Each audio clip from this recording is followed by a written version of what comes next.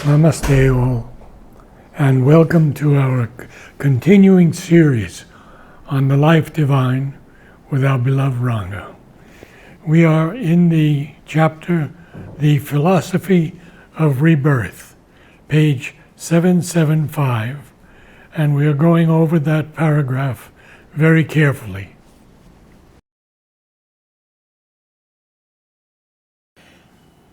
We are now in the chapter, The Philosophy of Rebirth.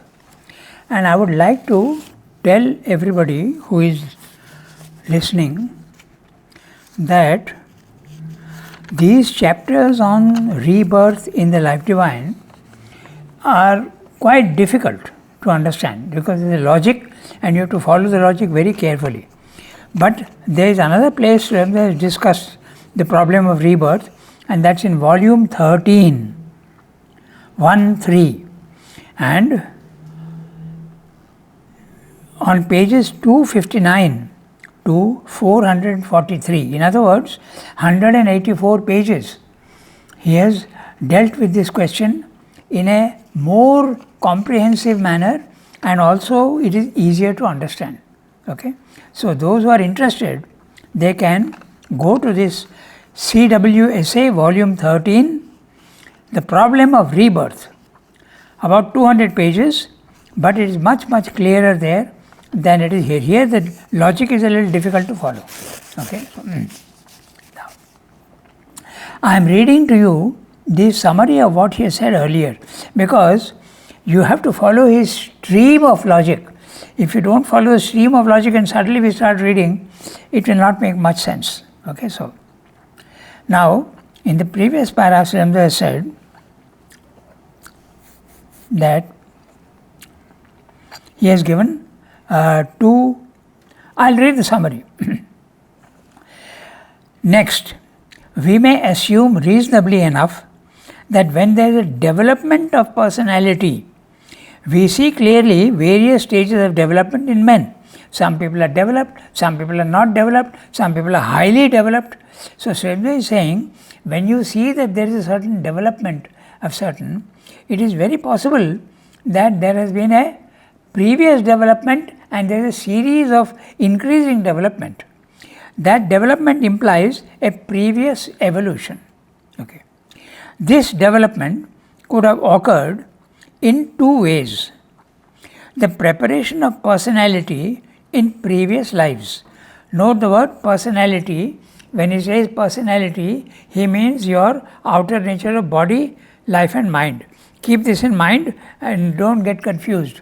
When he uses the word personality with a P lowercase, he means your outer nature, body, mind, life, or rather body, life, mind. But when he uses the word person with a P cap, he means the essential part of you. It may be the self or it may be the psychic being. Okay, so this development could have occurred in two ways. Preparation of personality in previous lives. This life what you are, you may be a very patient and very understanding person, but that preparation has been taken place in a previous life. Okay, that's a possibility. Srila is discussing only possibilities.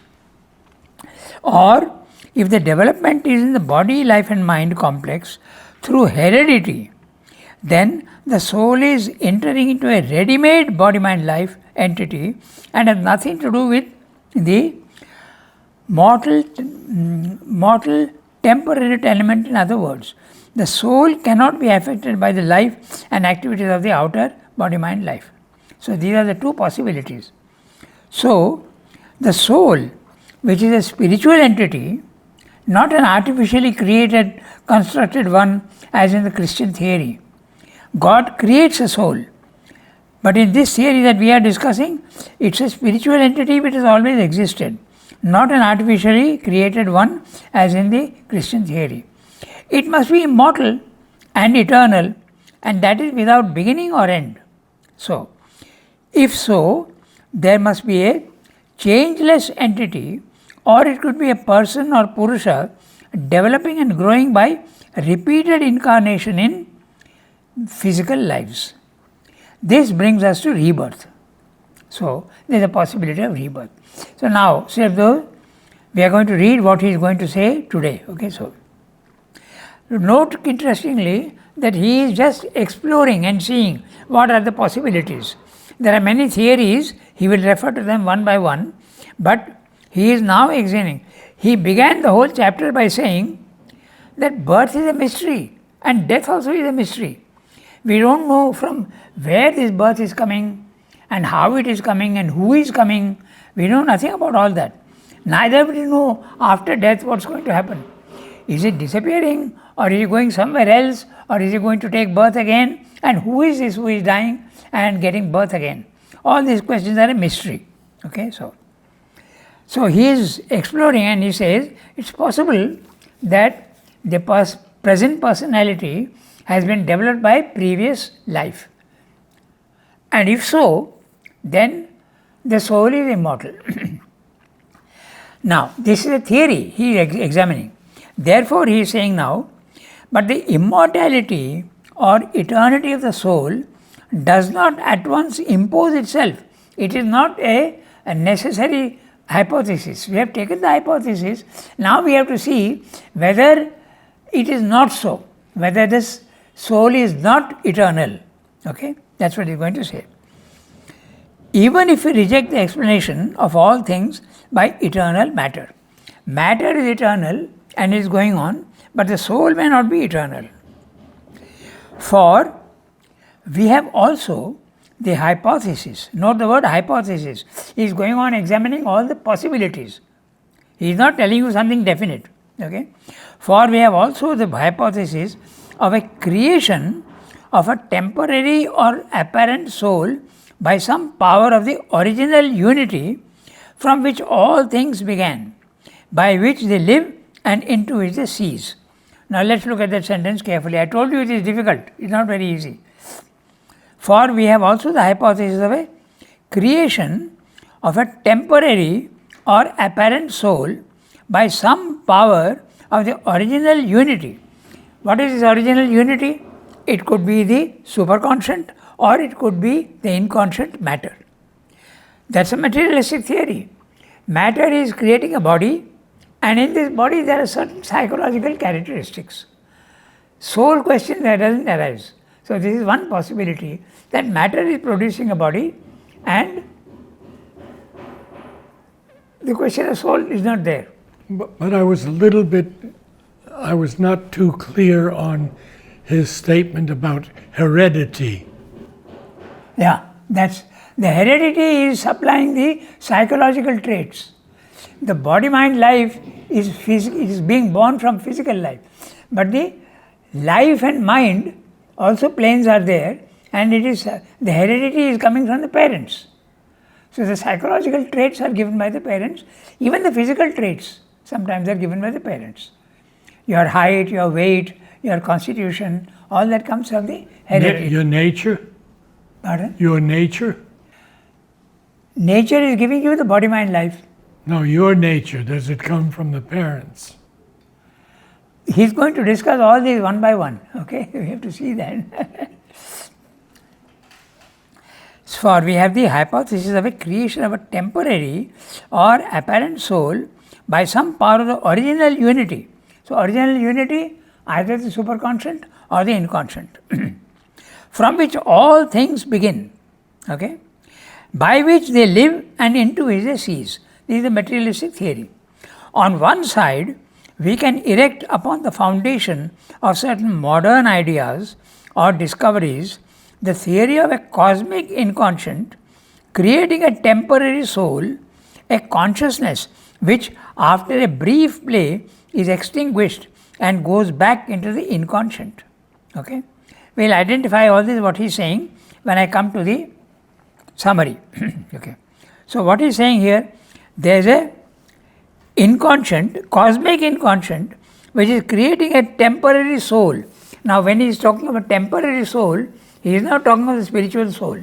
He is talking about characteristics. Someone is very kind, someone is very compassionate. So that is being mistaken for a soul. It's a temporary thing. Okay?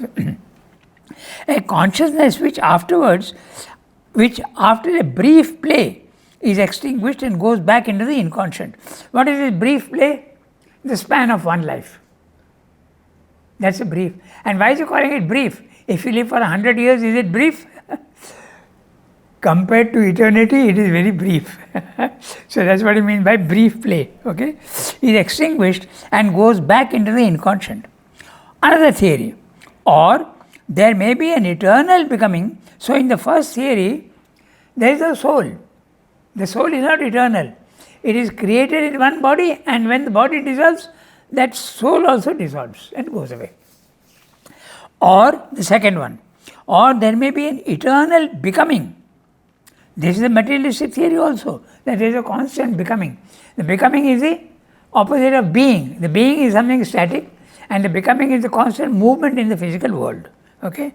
Eternal becoming, that means the physical world, which manifests itself in a cosmic life force with the appearance of matter as one objective end of its operations, and the appearance of mind as the other subjective end. The interaction of these two phenomena of life force creating our human existence. He is referring here to the élan vital of the Bergson theory. Okay, so he says matter is not, first science comes and says matter is only reality. Now Bergson comes and says wait. Matter may not be the only reality, there is life. That also seems to be there forever. That Shabda says in another place. Then the next person comes and says, no, even that is not so important. It's the mind that is the real thing. So you come back to René Descartes. Okay, I think, therefore I am. So you come to that.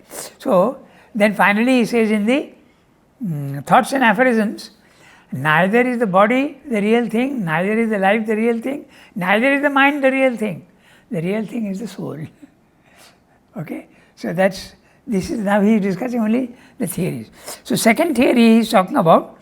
The first theory is a materialistic theory. A body is formed and there are psychological traits in it which come from heredity or whatever, and it is temporary. When the body dies, the psychological characteristics also disappear. There is the first theory. It's possible. He is discussing only possibilities, and that possibility is being asserted by materialism. They are saying it is there. There is no question of soul. It's only the body, mind, life with a few psychological traits. Okay, so or there may be an eternal becoming which manifests in a cosmic life force with the appearance of matter as one objective end of its operations and the appearance of mind as the other subjective end. The interaction of these two phenomena of life force creating our human existence. So there is a life which is taking matter, creating a body and putting a mind into it. That's what he's saying. That's another theory. That's the, as I said, élan vital, the Bergson theory, Henri Bergson. So as one objective hazard. Yeah. Now we come to the next one. On the other side, okay, one more theory. All these are possible where the soul is not permanent and eternal, not immortal. Soul in double quotes. Okay, it could only be a series of psychological traits, not a spiritual entity. Okay, so now where has it gone? On the other side, we have the old theory of a soul existing superconscient, an eternal unmodifiable being which admits or creates by Maya an illusion of individual soul life in this world of phenomenal mind and matter, both of them ultimately unreal, even if they have or assume a temporary or phenomenal reality, since one unmodifiable and eternal self or spirit is the only entity. He is talking of the Vedanta, but Vedanta Mayavada, Vedanta. There are two Vedantas, the earlier Vedanta and the later Vedanta.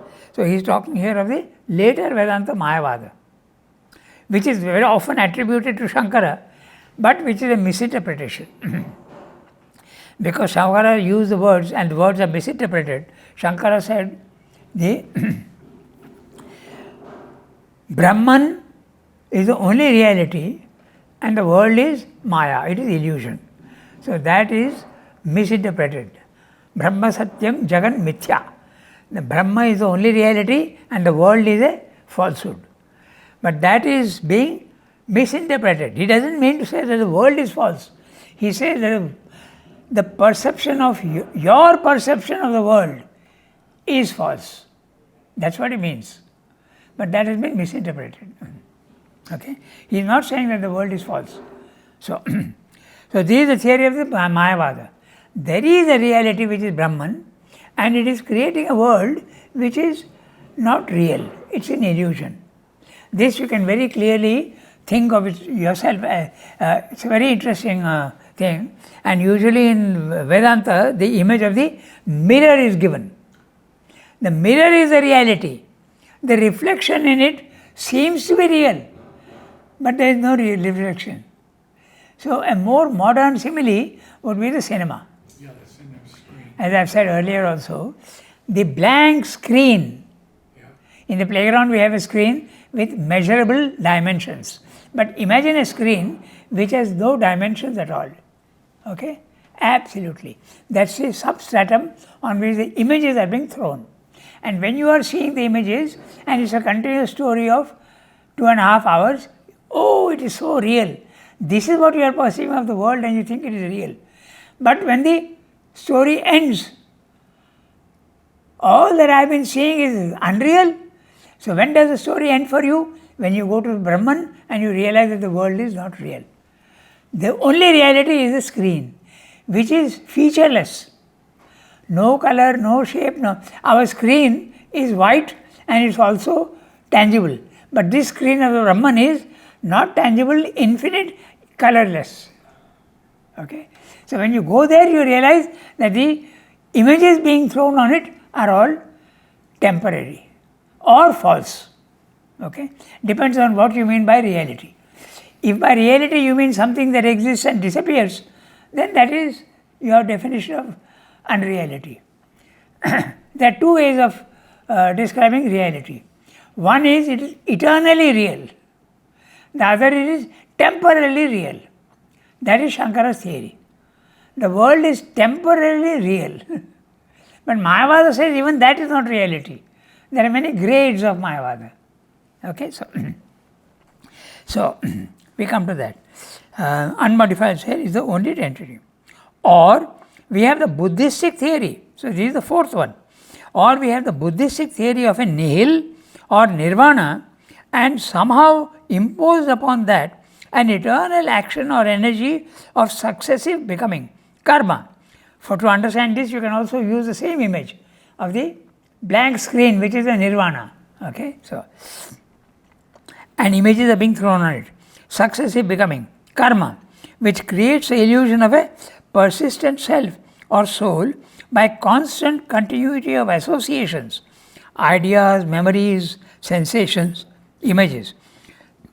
Since they are continuous, you feel that someone is experiencing all this, and that someone is the self or whatever you want to call it. Okay, so in their effect upon the life problem, all these three explanations are practically one, for even the superconscient is, for the purposes of the universal action, an equivalent of the inconscient.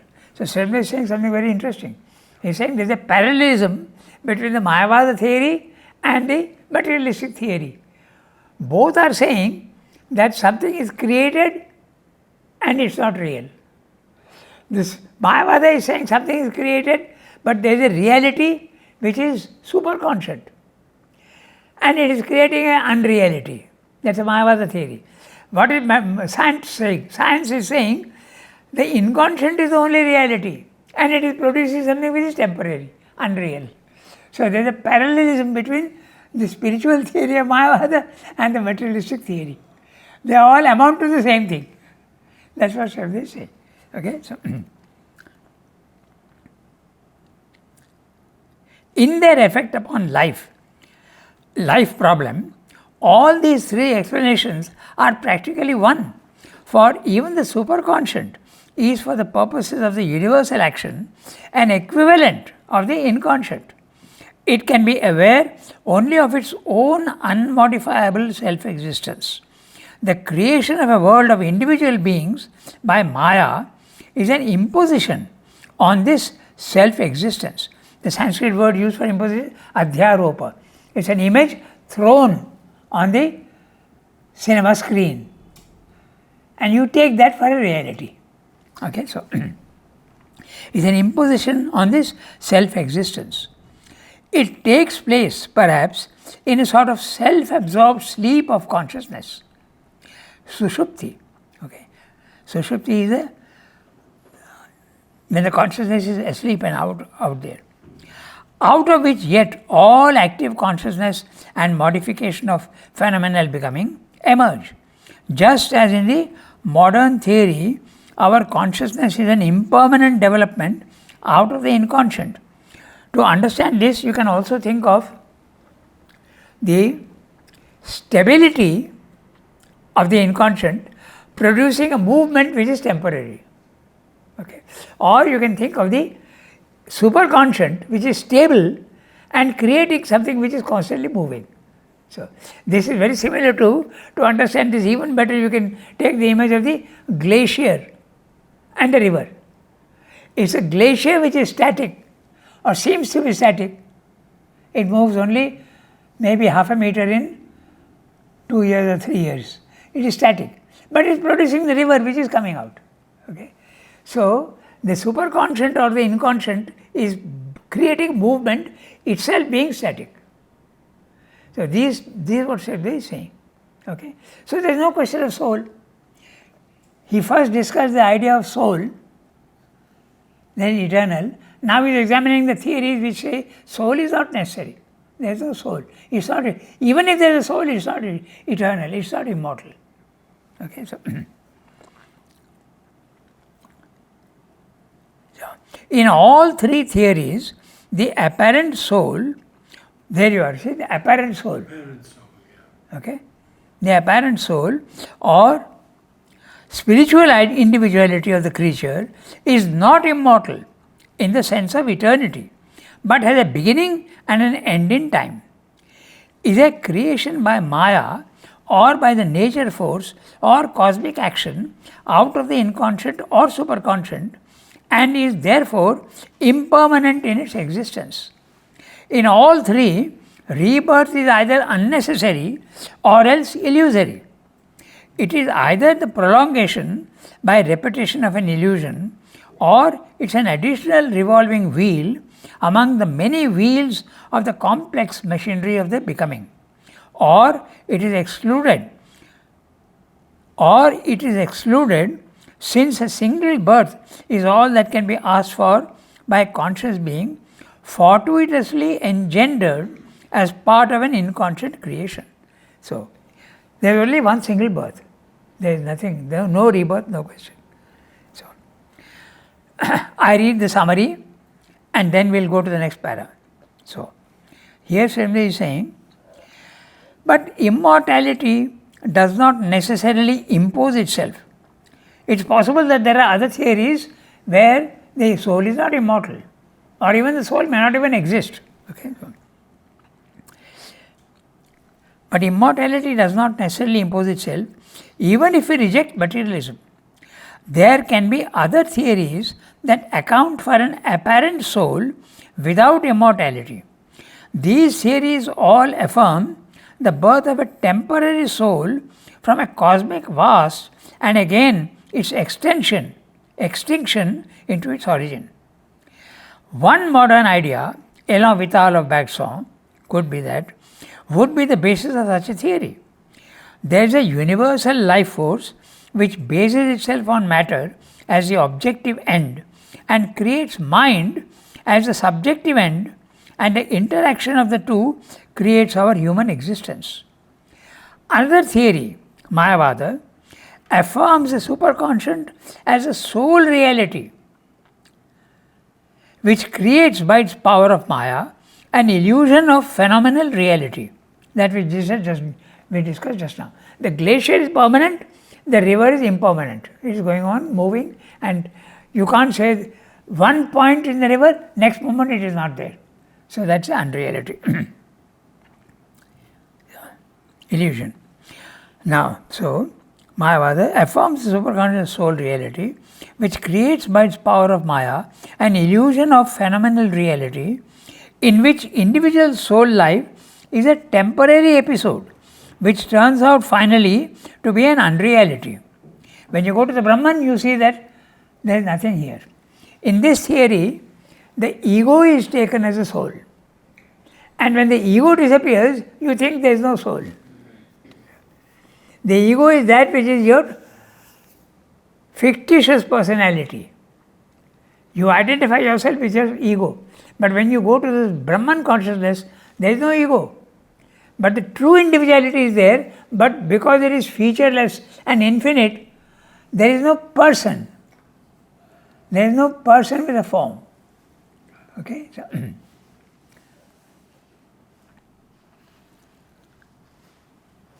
the Buddhistic theory. Okay, so now we come to the Buddhistic theory. The Buddhistic theory is a nirvana, nihil, upon which is superimposed an eternal energy of motion, which takes the form of successively linked cause and effect. This is called karma, which creates the illusion of a persistent soul by a series of linked events, ideas, associations, and memories. Now, this you can either think it out yourself, but if you see that now I am experiencing something, the next minute I am experiencing something, but it is connected. Next minute I am seeing something else, but it is connected. So then the question arises, who is seeing this connectivity? So there is an apparent person who is seeing this. Okay, so that's what he is saying. Okay, this is which creates the illusion of a persistent soul. If there is no connectivity and no karma, then there is nobody to see it. But if there is a connected series of events, then you feel that, oh, someone is watching all this and understanding. So that's the illusion of a soul. Okay? So this is called karma, which creates the illusion of a persistent soul by a series of linked events, ideas, associations, and memories. Today I have an idea, and next day when I get up, I still have the same idea. So someone is having that idea who is persisting in time. But ultimately you find that it is not real. Okay, so ultimately all three theories lead to the same thing as far as practical life is concerned. In all three, a superconscient or an inconscient is the basic reality on which is imposed the illusion of an individual soul existence. In all three, the soul is not immortal. In all three, rebirth is unnecessary or illusory. So he has examined the three theories which say that there is no soul in detail. So the Mayavada, the materialistic theory, the Elam Vital of Bagsaw, and also the Buddhistic theory. So the question of, in the Buddhistic theory, rebirth is there.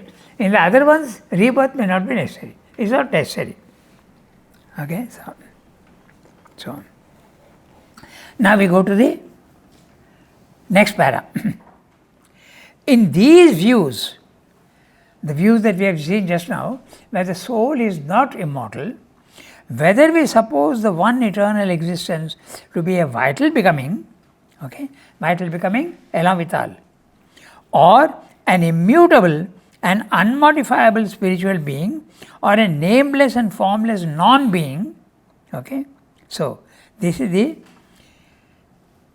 vital becoming, or an immutable and unmodifiable spiritual being, or a nameless and formless non-being, that which we call soul can only be a changing mass or stream of phenomena of consciousness which has come into existence in the sea of real or illusory becoming and will cease to exist there.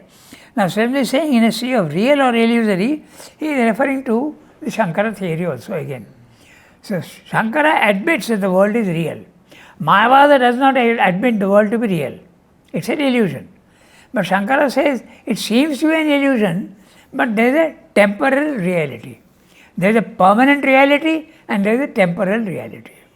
So that's why he's saying, you can wonder why he's saying that. In a sea of real or illusory becoming. So you could interpret it both ways. Okay? And will cease to exist there.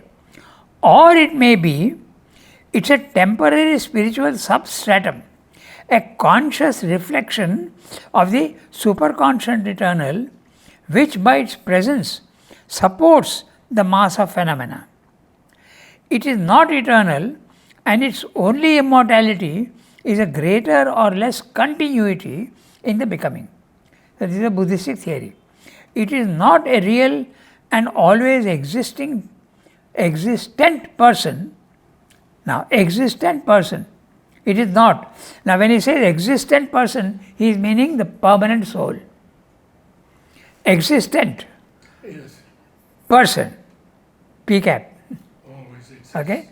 So, he is saying the real one. It is not so. It is not a real and always existent person who maintains and experiences the stream or mass of phenomena. He is telling us clearly that the Buddhistic theory does not speak of a permanent soul.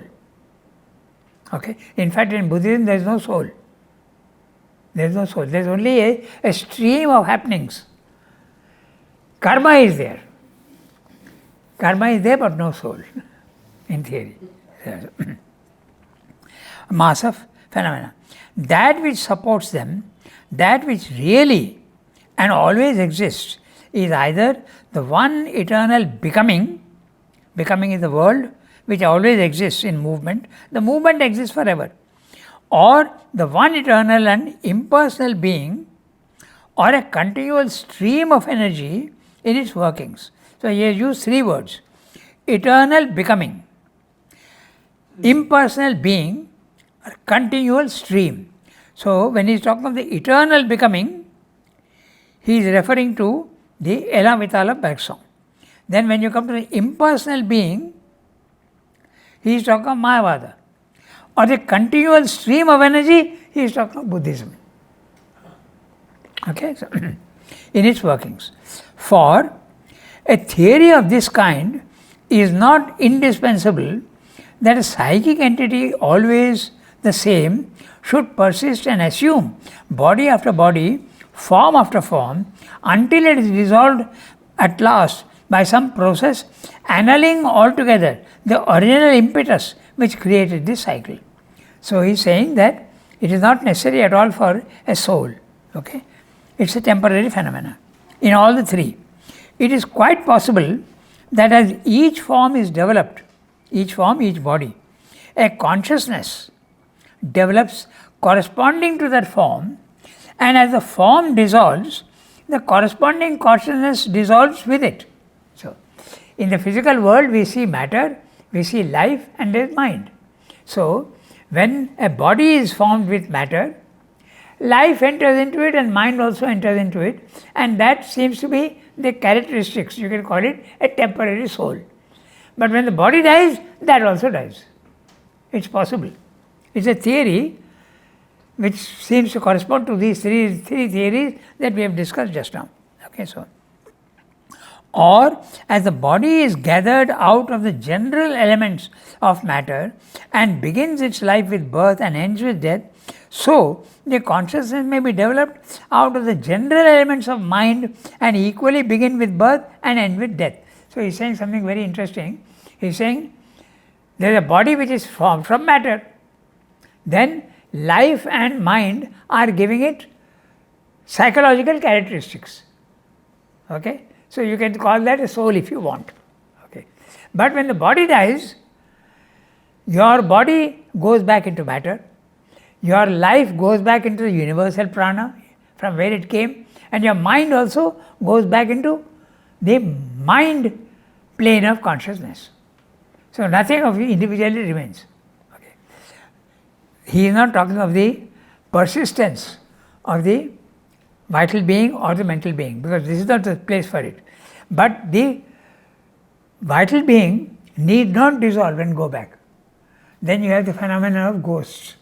But he is not discussing that here, because he is discussing only rebirth.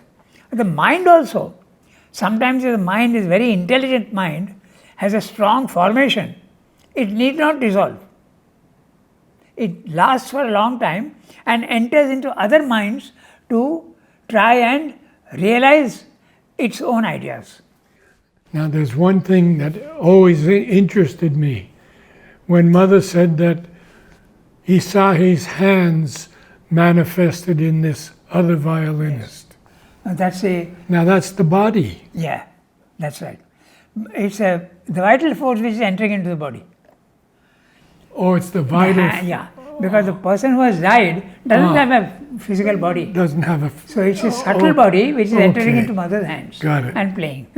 Thank you. He is referring to an experience of mother where another musician's hands entered into her hands and was playing. Okay, so this is something that happens. There are forces, or life force and mind force. That's exactly what we are discussing. They can enter in and at the end dissolve and go away. But the dissolution is not absolutely necessary. But in these three theories, yes, it disappears. Okay, so here too, the one who supplies by Maya or otherwise the force which creates the elements is the sole reality that endures. In none of these theories of existence is rebirth an absolute necessity or an inevitable result of this theory. In all three, rebirth is not necessary. But in Buddhistic theory, there is rebirth, but rebirth because of karma. Karma is a law of cause and effect, cause and effect, cause and effect. So when you die, there are still causes which have to have their effect. It's unfinished story. So then rebirth is necessary. As a matter of fact, however, we find now, Swami has discussed these three theories, now he's saying, let's go on to something else. Okay? As a matter of fact, however, we find a great difference, for the old theories affirm the modern denies rebirth as a part of the universal process.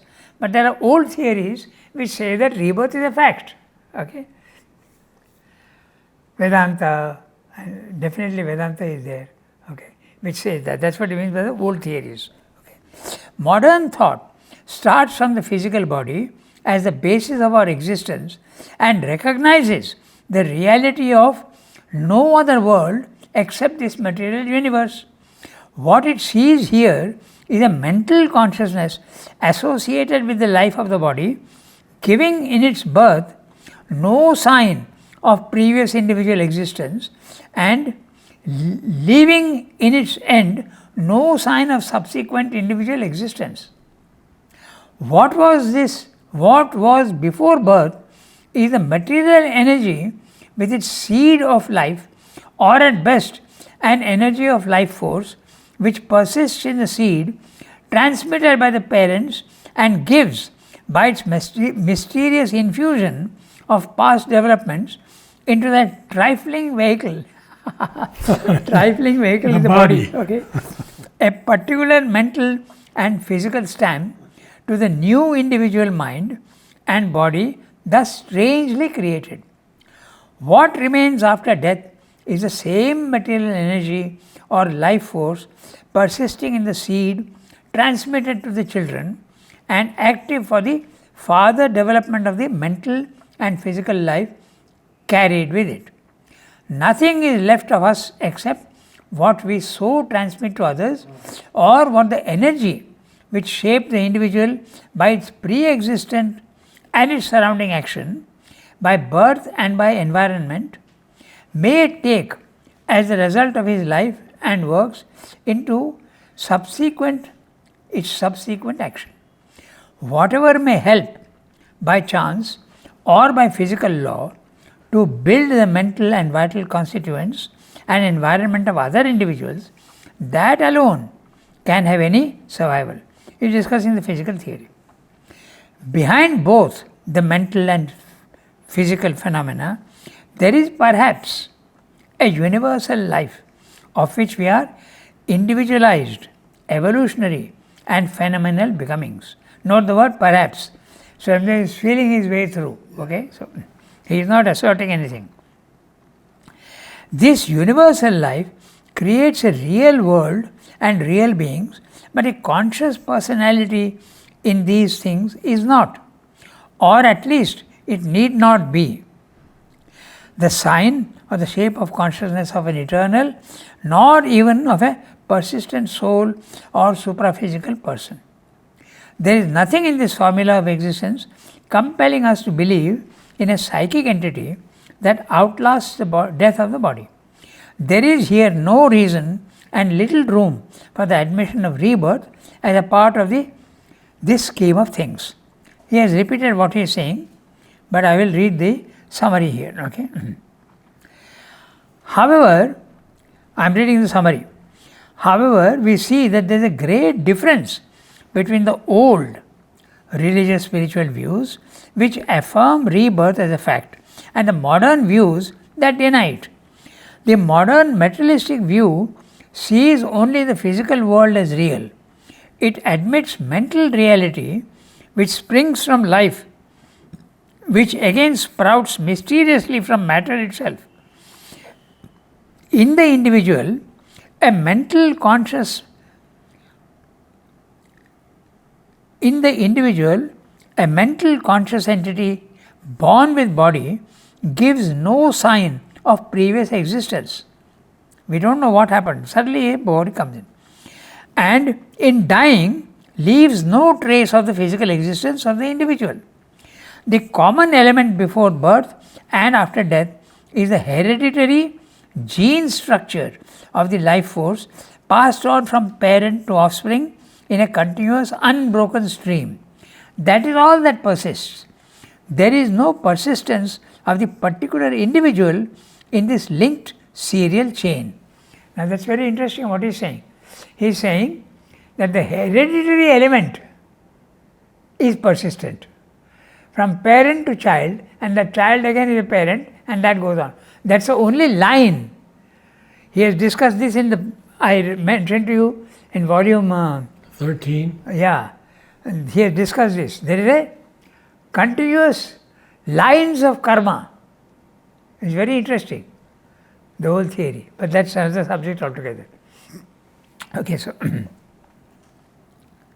a linked serial chain, perhaps there is a universal life force which throws up individual conscious beings in a continuous hereditary chain, but these individuals need have no conscious independent eternal existence.